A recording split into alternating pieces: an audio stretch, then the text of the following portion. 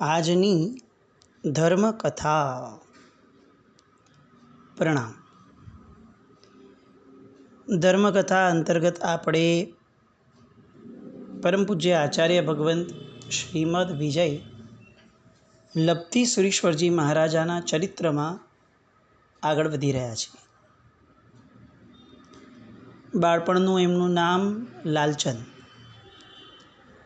અને આપણે જોયું કે બાળપણથી એમના જીવનની અંદર પૂર્વભવથી સેવેલો ભક્તિ યોગ એ એટલી નાની ઉંમરથી એમનામાં પ્રવિષ્ટ કરી ચૂક્યો હતો અને પ્રદીપ્ત થયો હતો કે જે ઉંમરની અંદર બાળ સહજ પ્રવૃત્તિઓ અથવા તો જે ઉંમરની અંદર કેટલેક અંશે ચંચળતાનું જોર વધારે રહે, એ ઉંમરમાં પણ આ લાલચંદને પરમાત્મા ભક્તિ, પરમાત્માના શાસનની કેટલીક વાતો, સંતજનો સાથેનો સહવાસ, આ બધી વસ્તુઓ પ્રત્યેનું એક નાનું અમથું ખેંચાણ સતત એમના જીવનમાં રહ્યું. આપણને ઘણી બધી વાર એવું લાગે કે કોઈકની કોઈક ક્રિયા એ જોતાં આપણને એવું લાગે કે આ કેટલું જબરદસ્ત સત્વ ફોરવ્યું છે.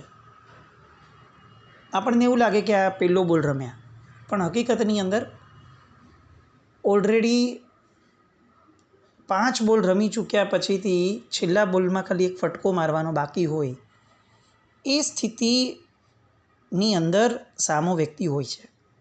આજે આપણે જેવા પણ છીએ એમાં મૂળભૂત કારણ પૂર્વભવના આપણે સેવેલા કાર્યો અને આપણે પાડેલા સંસ્કારો પણ છે.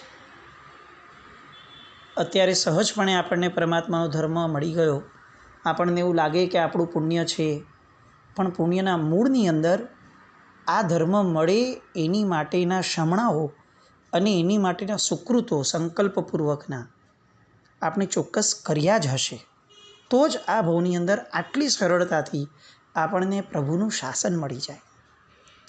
એટલે આપણને જે અત્યારે અનુભવાય છે એ ભલે પહેલી વાર છે, પણ આ પ્રથમ વારનો અનુભવ નથી. એના બેકગ્રાઉન્ડમાં કેટલાક ભવોની સાધનાઓ ચોક્કસપણે છે. સેમ આવું લાલચંદભાઈના જીવનમાં પણ અનુભવાય.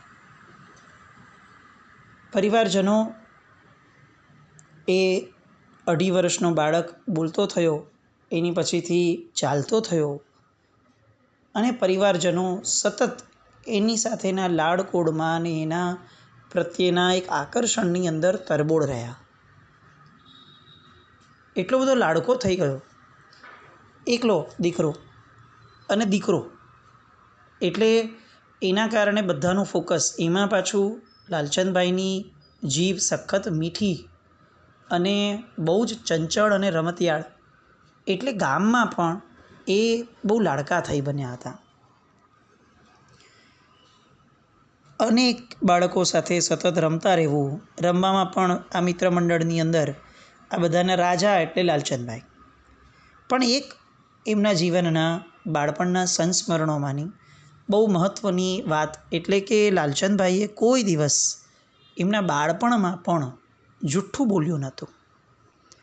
એમણે ક્યારેય કોઈને માર્યું ન હતું. એ કોઈની વસ્તુ લઈ નહોતા લેતા. એ ચંચળતા સખત, મસ્તીઓ, તોફાનો, અહીંયાથી ત્યાં જવું, ગામડાનું જીવન છે, મુક્ત જીવન છે, એટલે મુક્ત રીતે જીવવું, મજા કરવી, હસવું અને હસાવવું, પણ ક્યાંય પણ કોઈ જાતના કશાયનો ઉદય આ લાલચંદભાઈના જીવનમાં બાળપણમાં પણ જોવા નહોતો મળ્યો. આ બતાવે છે કે પૂર્વની સાધનાઓનું જોર કેટલું બધું લઈને આ ઉત્તમ પુરુષ જન્મ્યા હશે. નાનકડું ગામડું હતું. ગુરુ ભગવંતો બહુ ક્યારેક જ રેયરલી પધારતા, પણ પધારે એટલે આ નાનો લાલચંદ છે એ રમતો રમતો મિત્રો સાથે ઉપાશ્રયમાં જાય, ગુરુ મહારાજને જુએ, ખૂબ રાજી થાય, અને ઘરના સંસ્કારો નાનપણથી હતા એટલે મહારાજને વંદન કરે, વંદન કરીને પગે લાગે અને એમને ઘરે વોરવા માટેની વિનંતી કરે. ક્યાંક મહાત્માઓ ના પાડે તો હાથ પકડીને મહારાજ સાહેબને ખેંચીને લઈ આવે ઘરે. ઘરે આવે એટલે પાત્રું આખું ભરી દેવાનું, અને ગુરુ મહારાજ હસતા હસતા એમ કહી દે કે આટલું બધું કોણ વાપરશે લાલચંદ, તું આવવાનું છે વાપરવા માટે. આવી સહજ ચેષ્ટાઓ જે આપણા બધાના જીવનમાં પણ નાનપણમાં આવું ઘણું આપણે અનુભવ્યું હશે. કારણ કે બાળપણ એ નિર્દોષતાનું બીજું નામ છે. એટલે આજે આપણે જે દેખાડાનું જીવન જીવવા તરફ આગળ વધી રહ્યા છે, એના કરતાં આપણું બાળપણ ચોક્કસપણે બહુ જ બેટર રહ્યું હશે આપણા બધાનું, એવું આપણે માનવું જ પડે. આ લાલચંદભાઈનું બાળપણ એ જ નિર્દોષતાની ધારામાં મારા સાહેબ કહે એમને કે તું આવવાનું છે વાપરવા માટે, અને ત્યારે લાલચંદભાઈ શરમાઈ જતા અને શરમાઈને એમ કહે છે કે હું મોટો થઈશ ને પછી વિચારીશ, એમ કહી અને ભાગી જતા. મહાત્માઓ આગળ જવાનું સાંજે પણ, અને જઈને તરત એમનો હાથ પકડીને કહેવાનું કે તમે મને વાર્તા કહેશો. અને આ વાર્તા સાંભળવાનો જે ક્રેઝ, જે બાળપણનું બીજું નામ છે, બાળપણનું આગવું લક્ષણ છે, એ આ લાલચંદભાઈમાં અત્યંત રસપ્રદ રીતે પડેલો હતો. એમાં એકવાર એક ગુરુ ભગવંત પધાર્યા હશે અને એમણે, બાળક છે એટલે એ રીતની વાર્તા કરવામાં અયમુત્તા મુનિની વાર્તા કરી. આપણે ત્યાં કેટલીક વાર્તાઓ બહુ બ્રાન્ડ જેવી છે કે એ વાર્તાઓ લગભગ બધે આપણને સંભળાય જ. એમાંથી આ એક બહુ જ મહત્ત્વની અને બહુ જ પ્રચલિત વાર્તા એટલે અયમુત્તા મુનિની વાર્તા. આ મહાત્માએ પણ એવી લાલચંદને અયમુત્તા મુનિની આખી વાર્તા કીધી. બહુ સરસ રીતે બાળકને રસ પડે એ રીતે આખી વાર્તા કીધી. વાર્તા પૂરી થઈ અને તરત જ એ ઘરે આવ્યો અને લાલચંદભાઈએ આખી કથા જે એણે સાંભળેલી એ આખી કથા એણે બાને કીધી. બા, મને જો આજે આટલી સરસ વાર્તા સંભળાવી, અને બધું શેર કર્યું. અને આખી વાર્તા પતી ગઈ અને પછી છેલ્લે બાને એણે કીધું કે મને વાર્તા બહુ ગમી બા, હું પણ પેલા અયમુત્તા મુનિની જેમ દીક્ષા લઈશ. બાને બહુ મોટો આંચકો લાગ્યો એવું ન ગણાય, કારણ કે બાળક છે, એ ખ્યાલમાં છે, એ બોલશે, ભૂલી જશે. પણ એટલું ચોક્કસ બાને એવું લાગ્યું કે આ બાળકની અંદર સંસ્કરણ અને ઘડતર કંઈક અલગ લેવલનું અને અલગ સ્પીડનું થઈ રહ્યું છે. અને માએ પણ એમ કીધું મજાકમાં, લીધા આવે, એ એમનું નામ અયમુત્તા હતું, તારું નામ લાલચંદ છે, તું કેવી રીતે અયમુત્તાની જેમ દીક્ષા લઈ શકે. આમ કરી અને બાએ એને ટાળ્યા. પણ આ બધી વાતો બાળપણની એ આપણને બતાવે છે કે એમના જીવનની અંદર અચાનક કંઈ નથી આવ્યું. એમના જીવનની અંદર ક્રમશઃ, ક્રમબદ્ધ પર્યાયની અંદર એમનો ગુણ વિકાસ થયો છે. અને આ એક અત્યંત મહત્ત્વનું લક્ષણ છે કે કોઈ વસ્તુ સ્થિર ક્યારે રહે, જ્યારે ક્રમબદ્ધ રીતે આવી હોય ત્યારે. લબ્ધિસુરી મહારાજના જીવનમાં આગળના પ્રસંગો જ્યારે આપણે સાંભળશું ત્યારે આપણને એવું વર્તાશે કે લબ્ધિસુરી મહારાજ સાહેબના બાળપણમાં એમણે કેળવેલા ગુણો અને એમનું થયેલું ઘડતર એ બહુ મોટો રોલ પ્લે આગળના એમના જીવનમાં કરે છે. એમની ચંચળતા, ક્યારેક અહીંયા, ક્યારેક ત્યાં, ક્યારેક દેરાસર, ક્યારેક ક્યાંક બીજે ભાગી જવું, નિર્દોષ જીવન, ગામડાનું જીવન, એટલે સુખી જ હોય એવું જીવન. અને આવું સરસ મજાનું જીવન એનું જઈ રહ્યું હતું. અને એમાં અચાનક એક દિવસ ગુલાબી ઠંડીનો દિવસ હતો અને ગામડામાં એ જ ગ્રામ્ય નારીઓ, પનિહારીઓ હેલ લઈ અને હલકારતી આવી રહી હતી. દેવ મંદિરમાં પણ મંગલ ઘંટારો થઈ રહ્યો હતો અને લોકો દેરાસરની બારે પ્રભાતિયા ગાઈ રહ્યા હતા. અને એવા સમયે આ લાલચંદ ગુલાબી નિંદ્રામાંથી આંખ ચોળતા ઊભા થયા. જેવા એમના માતાશ્રી બા નજીક આવ્યા એટલે એમણે તરત કીધું કે બા, મને આજે એક સપનું આવ્યું. અને એ પણ એટલું બધું સુંદર સપનું હતું કે ન પૂછો વાત. બા હરખાણા, શું વાત છે? બહુ સરસ બેટા, તને સપનું આવ્યું? સપનામાં તે શું ભાળ્યું? અને અહીંયા હવે આ લાલચંદ વાત શરૂ કરે છે કે બા, હું રાત્રે સૂઈ ગયો ને પછી ઊંઘમાં ને ઊંઘમાં જ હું દૂર દેશમાં વયો ગયો. હું આગળ ચાલ્યે જ રાખતો હતો અને હું અલગ દેશ, કોઈ દિવસ ન જોયો હોય ને એવા દેશમાં અચાનક હું વહી ગયો. અને બા, એ દેશના લોકો બહુ મજાના હતા. એકદમ સરસ અને બધા હસમુખા, બધા હસતા હોય, કેટલા સુંદર કપડાં અને બધું બધાએ પહેર્યું હતું અને બધા છે ને આમ એક જ દિશામાં ચાલીને જતા હતા. એટલે મને પણ આશ્ચર્ય થયું કે આ બધા ક્યાં જાય છે. એટલે હું પણ એ લોકોની હારે જવા લાગ્યો. પણ બા હું એટલો નાનો લાગું, એ લોકો એટલા મોટા મોટા હતા અને હું એટલો બધો નાનો લાગું એ લોકો સામે કે મારે એ લોકોને જોવા હોય ને તો બા મારે આખું આમ મારી ડોકને ઊંચી કરવી પડતી અને ત્યારે માંડ મને એ લોકોની કમર સુધીના ભાગ દેખાય. એટલા ઊંચા ઊંચા લોકો હતા અને એ બધાની હારે હું પણ જવા લાગ્યો દોડીને કે ચાલો આ બધા જાય છે તો હું પણ જાઉં. પણ જેવા એ લોકો બધા જ્યાં અટક્યા અને હું પણ અટક્યો અને મેં જરાક આમ ઊંચું થઈને જોયું તો બા ત્યાં એક સરસ મજાનું સમવસરણ જેવું હતું અને એક એટલા બધા રૂપાળા ભગવાન ત્યાં બેઠા હતા અને એ ભગવાન કંઈક બોલતા હતા અને આ બધા લોકો સાંભળતા હતા. પણ ભગવાન એટલું મીઠું બોલતા હતા, એટલું મીઠું બોલતા હતા કે બા મને એવું લાગ્યું કે હું બસ એમને સાંભળી જ રાખું, સાંભળી જ રાખું, સાંભળી જ રાખું અને ભગવાન બોલી જ રાખતા હતા.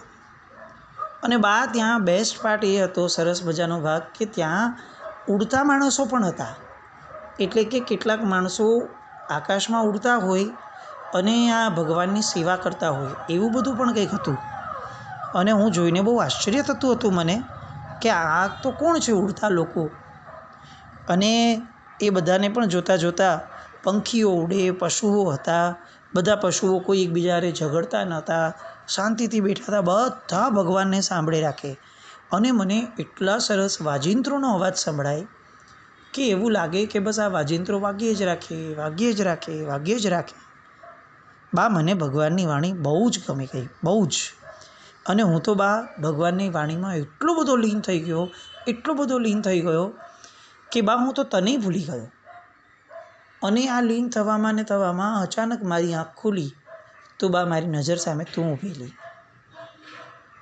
બા સાચું કહું, આ સપનું મને એટલું બધું ગમ્યું, એટલું બધું ગમ્યું કે મને એવું લાગે છે કે મને આ ભગવાનને સાંભળવા છે, મારે આવું બધું જોવું છે.